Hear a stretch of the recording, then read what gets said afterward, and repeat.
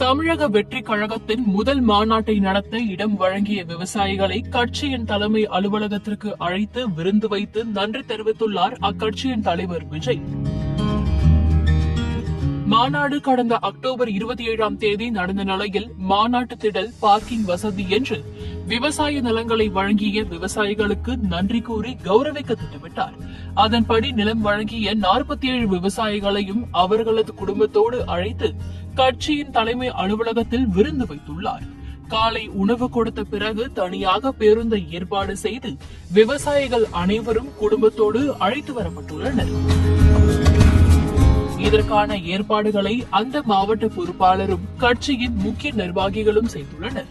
இதையடுத்து மதியம் 1:30 மணி அளவில் அலுவலகத்திற்கு வந்த விஜய் விவசாயிகளை சந்தித்துள்ளார். அப்போது அனைவருக்கும் அறுசுவை சைவ உணவு பரிமாறப்பட்டுள்ளது.